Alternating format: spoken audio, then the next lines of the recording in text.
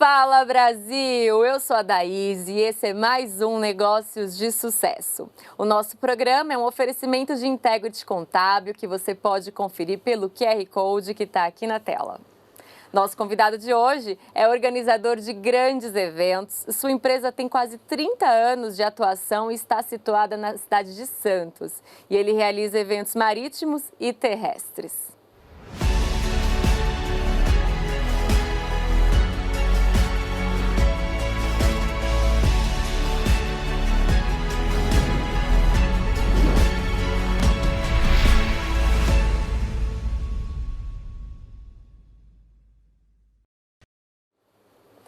Fernando Silva, seja muito bem-vindo ao nosso programa. É um prazer tê-lo aqui. Obrigado por ter aceitado o nosso convite. Daís, eu que agradeço essa oportunidade.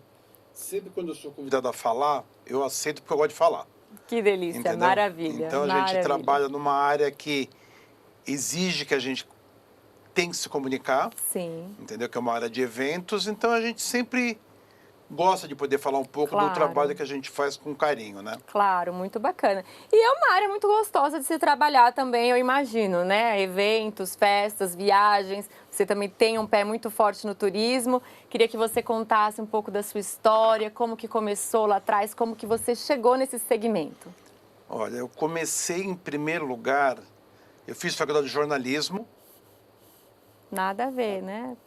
É comunicação social, vamos a esse lado, né? Sim, sim. Meio que relações públicas, mas não... Muita gente acaba migrando. Isso, né? mas eu fui para o jornalismo, devia ter ido para relações públicas. Mas só fui descobrir depois que eu me formei. Aí logo na sequência eu fui trabalhar em turismo, numa agência de viagens. Fiquei lá durante muitos anos. Depois saí de lá, numa época eu fui fazer um intercâmbio no Japão, na cidade que é São Vicente, que é a cidade irmã de Nara, na província de Okinawa, no Japão. Eu fiquei 4 meses. E lá eu tive meu primeiro contato com o mercado de casamentos. O seu intercâmbio foi para trabalhar no setor de eventos lá? Não, era geral. Você ia conhecer toda a estrutura da prefeitura. Ah, desculpa, que eu esqueci de falar. Nessa época eu era chefe do departamento de turismo da cidade. Olha só. Entendeu? E foi graças a isso que eu fui convidado a ir para Okinawa. Só que o nosso intercâmbio, você tinha uma noção de tudo. Só que nós, como bom brasileiro, você não se contenta só com o que te falam. Você começa a observar, né? Porque a gente é curioso por natureza. E o que é muito bom, né? Que a gente conhece muitas coisas por curiosidade. Sim. E aí eu comecei a conhecer o mercado de casamento no Japão, que é uma indústria extremamente rentosa. É muito rica, é diferente dos padrões que nós temos para a região das Américas e Europa, porque lá o casamento ele é assim, ou você faz um casamento, ou você não faz o casamento. Se você faz o casamento, você vai entrar na indústria do casamento.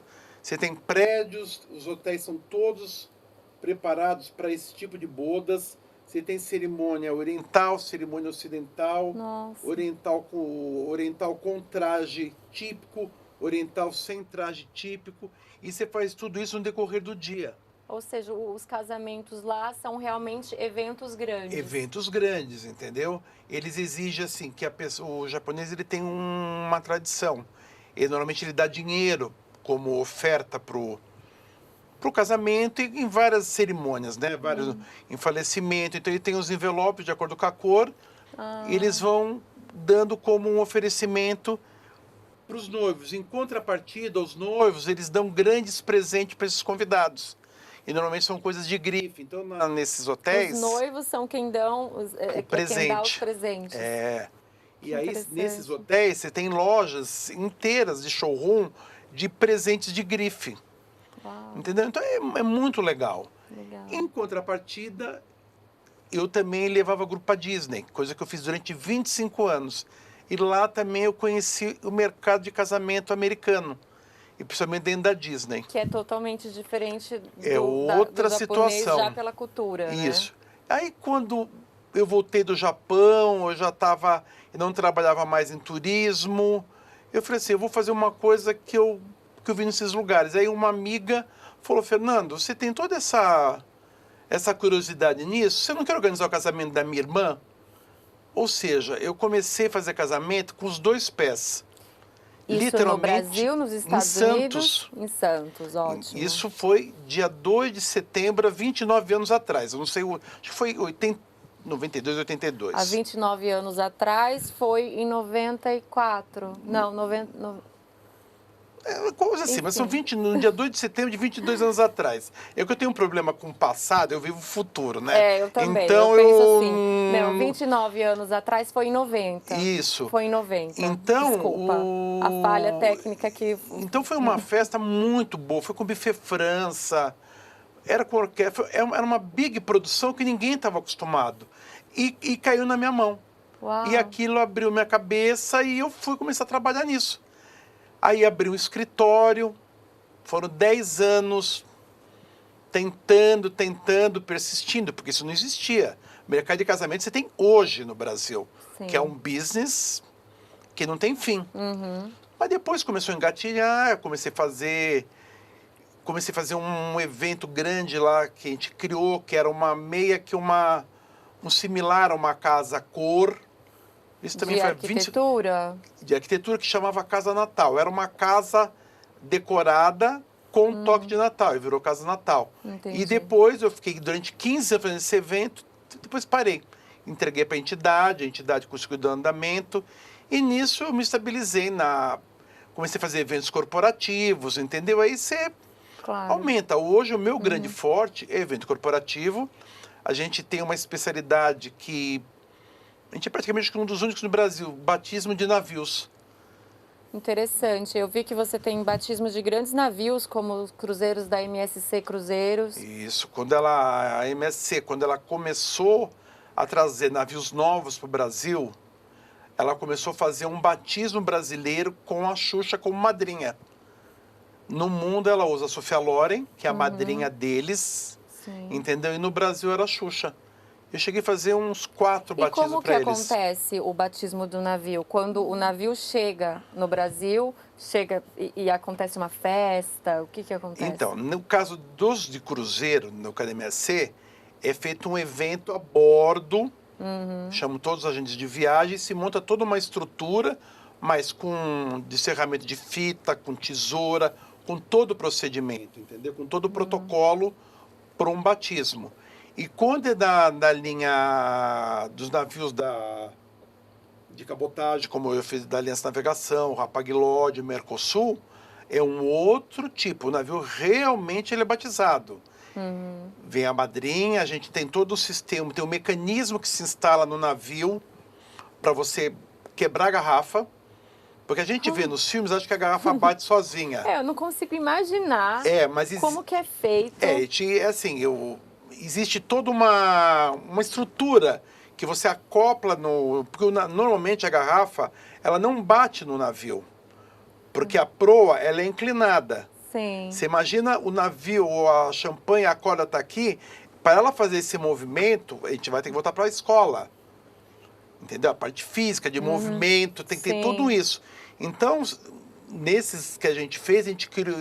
Uma das empresas já tinha um mecanismo, depois a gente fez esse mecanismo para as outras, que você acopla, é como se fosse uma guilhotina quebrando a garrafa. Entendeu? E você tem a certeza que a garrafa vai quebrar. Porque diz que quando a garrafa não quebra... Porque já pensou se não quebra? É má sorte. Uau. Então, dessa forma, se quebra. Se quebra a garrafa. Só que tudo isso tem toda uma história que eu fui aprendendo junto a uma grande mestra da empresa que me contratou, que era uma alemã. Entendeu? A empresa que te contratou, a MSC... Meu primeiro batismo foi da Aliança Navegação. Aliança Navegação. Isso.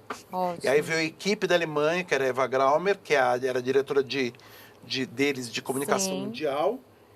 E ela tinha todas umas preocupações que eu comecei a observá-la. O meu foco quando eu fazia o evento é ela. Então, entendeu? Então, aí você foi descobrindo os problemas que aconteciam. E no dia que eu fui fazer um batismo que não era deles, que eu tive que montar a estrutura, eu tive que montar a mesa do batismo. Aí você tem a corda que vai prender nessa estrutura. E você já estava completamente preparado. Preparado, mas não para ter uma estrutura própria minha. Entendeu? Aí eu fui descobrir assim, a Eva sempre ela tinha preocupação com as roldanas. Porque eu tinha colocado uma rodana na mesa que eu montei, só que a única rodana que roda sem parar são as dos veleiros. Entendi. Que não sei se você já viu, que é aquelas cordas que corre rápido e desce. Então, essa era uma preocupação que ela tinha. Aí depois, quando me deu o problema, puxei ela, fui comprar e resolvi o problema, porque elas não falham. Sim. Entendeu? Então, assim, é um aprendizado. É, você vai, cada área que você a vai gente se espelhando entra, em quem é o bom no assunto, né? Exato. Cada área que a gente entra, né, a gente aprende cada Então, vez mais, o e que é esses bem batismos, interessante. assim, você sempre tem um evento social que precedia, que chamava as autoridades locais, no Sim. local histórico. No dia seguinte, se montava toda uma estrutura. Quando o porto tinha uma estrutura próxima, precisava. Mas quando não tinha, se montava a tenda na beirada do navio, com toda essa estrutura, a mesa para o corte. Aí eu fui me adaptando, porque no começo veio um manual de procedimento, eu já me cansei desse manual e começamos a dar uma personalidade nova para os nossos batismos deles no Brasil. Legal. Com chuva de balão, estouro de serpentina, entendeu? É muito bacana. Muito bacana. E agora trazendo um pouco para terra firme o nosso assunto, ou não também, né? Porque pode ser que tenha grandes eventos também marítimos. Queria saber de você, você que já fez grandes eventos, a gente tem fotos aí sua com personalidades famosas, né? Você já tem alguma peculiaridade, alguma curiosidade que você queira trazer para a gente sobre esses grandes eventos que você já organizou? Então, assim, é que a gente, quando você começa a trabalhar nessa área, o artista, ele se torna um trabalhador. Sim. Então, você esquece um lado meio tiete da história e tem uma tratativa com ele como um profissional. Entendeu? Claro. E muitos, assim, você só chega ele na hora do momento, porque tem a produção antes. Muitas vezes a produção é chata, mas o artista não é chato. Então, você tem que... Eu falo, é o dia a dia, o ano após ano, você vai te preparando para você sair de situações, de estrelismo, entendeu? Claro. Você tem de tudo nesse meio. O meio do show business é algo que não tem fim, né? Exato. Mas é bacana. Mas é ali onde é o ganha-pão de muita gente, então a gente tem que ter o respeito pelo trabalho e manter a seriedade E com o que até faz. Falar rápido, pra gente não, nosso tempo é curto, eu tive a oportunidade de preparar, em 2 ocasiões, a cabine para o Roberto Carlos, no cruzeiro dele. Inclusive a gente tem foto sua, a Ademar vai colocar pra gente, a gente tem foto sua com o rei Roberto Carlos, olha aí, ó. É isso aí. Muito legal. É muito legal. Então, assim, a área de eventos propicia isso. Porque, Você dá assim, oportunidade de não, aí conhecer, você conhece a ampliar o teu pessoa do network. outro lado da história, entendeu? Sim. Então é muito legal. E esses trabalhos diferentes que vão deixando o teu dia a dia mais gostoso. Entendeu? Porque eu odeio rotina. Eu trabalho de domingo a domingo. Eu vou todo dia pro meu escritório. Entendeu? Eu gosto do que eu faço. Eu não sei. Eu até no começo da pandemia, numa coisa que eu escrevi, eu falei, me tiraram o meu ar, que é meu trabalho. De muita gente, Entendeu? né? De todos Então nós, é praticamente. terrível isso. Sim, é terrível. Falando de pandemia, que você trouxe esse assunto, queria saber de você, que você é bem engajado nesse assunto, né? Como criar estratégias no cenário atual para esse segmento, que foi o segmento que mais sofreu, sem dúvida, foi o segmento de eventos. A turma do evento foi realmente os maiores prejudicados. Entendeu? Assim, e acoplado a gente, não é só a gente, nós temos uma cadeia muito grande junto com a gente. Eu fiz até um dia um comentário que eu ia colocar um post na internet. Colhedores de algodão são afetados pela falta de eventos. Aí me perguntaram, mas por quê? Por quê? Porque ele produz algodão, depois produz o fio, depois produz o tecido, depois produz a roupa, depois vai para o lojista e no final ele vai para a festa. Ou seja, eles também foram afetados por não ter evento. Sim. Como produtor de tomate, que serve de base Indiretamente, para nossos alimentos e bebidas, Sim. e por aí vai. E assim, eu sou uma pessoa assim, que eu sou muito prático em tudo que eu faço. Tem gente que fica dando muita regra do que tem que fazer, quando tem que fazer. O que tem que fazer é deixar a gente trabalhar. A gente está cansado já de saber quais são os protocolos, Sim. que a gente sabe que tem que fazer, que isso não dá para não existir mais. Vai ser uma toda. Acho que a partir da. Acho que foi um bom ganho da pandemia. Sim. Entendeu? Eu acho que isso é legal, porque eu acho que faltava. Entendeu? Mas eu acho que assim, tem que deixar a gente trabalhar. Os bons profissionais sabem o que tem que fazer. E como fazer. Porque a gente quer, em primeiro lugar, proteger o nosso cliente e proteger os convidados dele. Entendeu? Nós não estamos lá para fazer outra coisa. A gente está para quê? Para proteger a todo mundo. Entendi. É isso que a gente quer. E nós, profissionais de eventos, os organizadores profissionais, sabem como tem que fazer. Só precisam liberar para a gente trabalhar. Exatamente. E interessante que a Atrium, a sua empresa, ela aderiu ao protocolo de turismo responsável. Queria saber de você se isso permite a retomada de alguma das atividades também. Sim.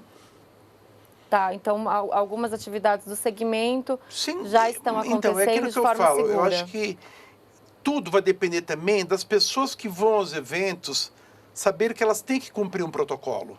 Sim. Eu acho que hoje em dia é muito simples. Você pode evitar um beijo, você evita um abraço, você evita beber no copo do outro, experimentar o copo do outro. Porque é muito comum nas festas, a pessoa experimenta o drink que é gostoso. Você quer um drink? Faz um para você.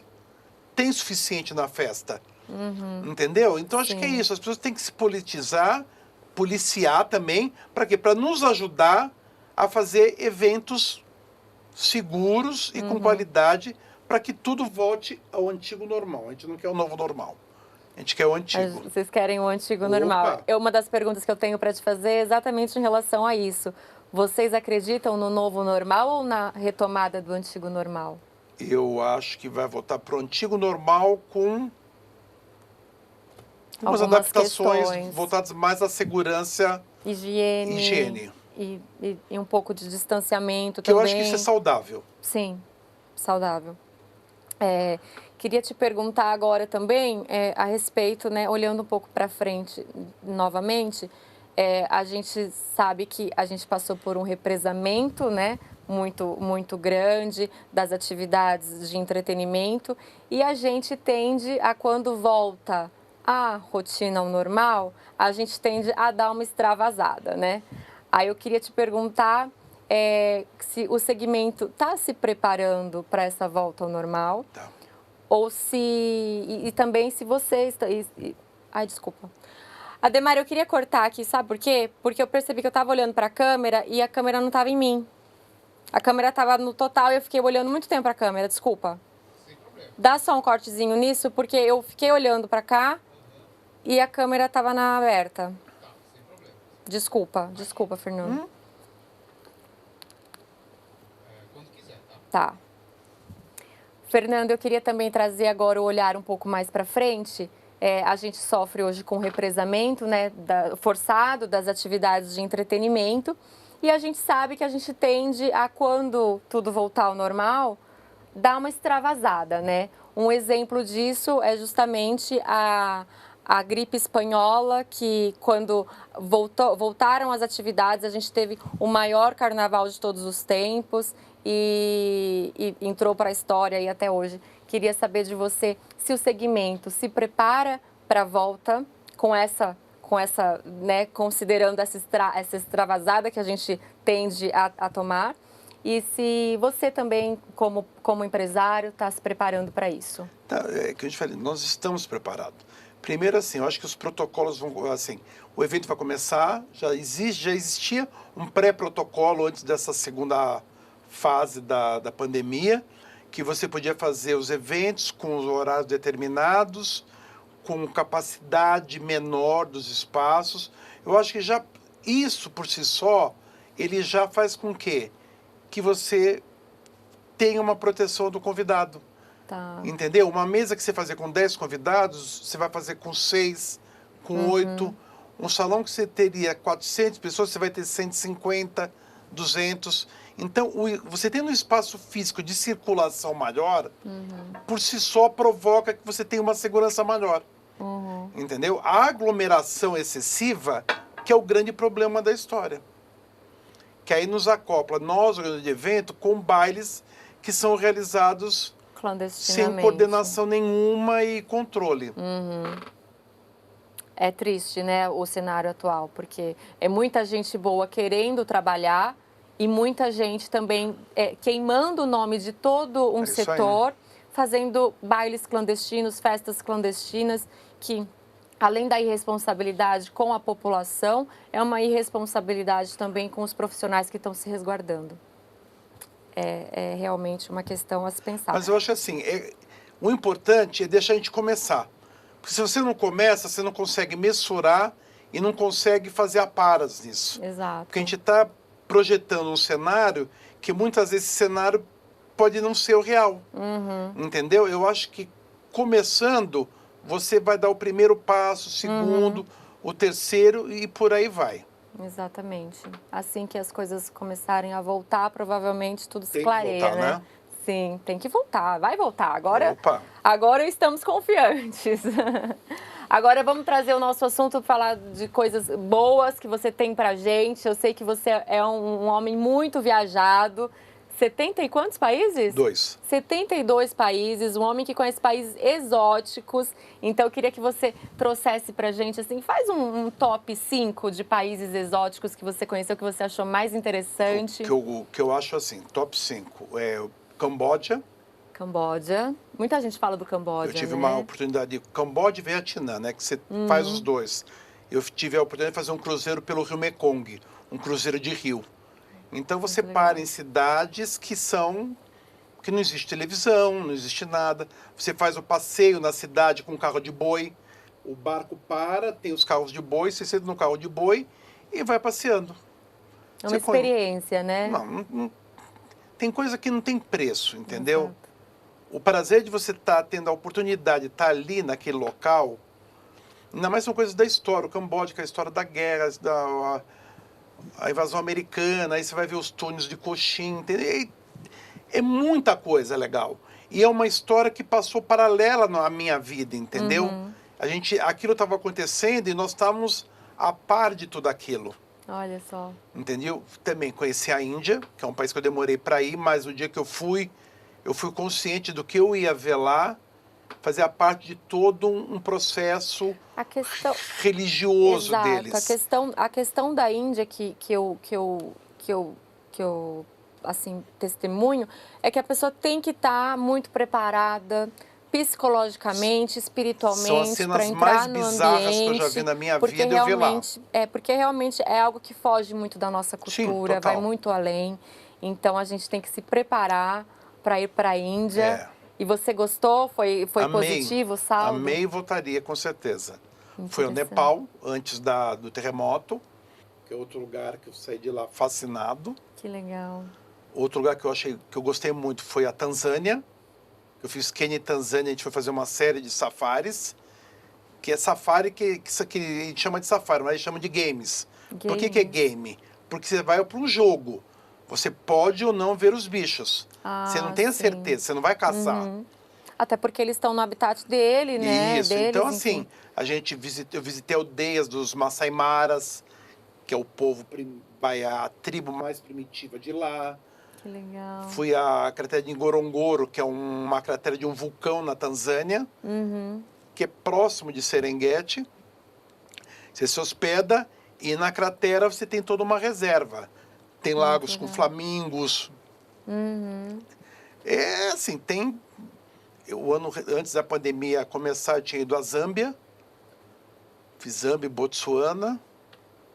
E assim, eu acho lugares assim que a gente não ouve falar, né? Lugares que E uma coisa que é legal, porque é uma gente. solução para quem quer viajar num turismo muitas vezes mais econômico.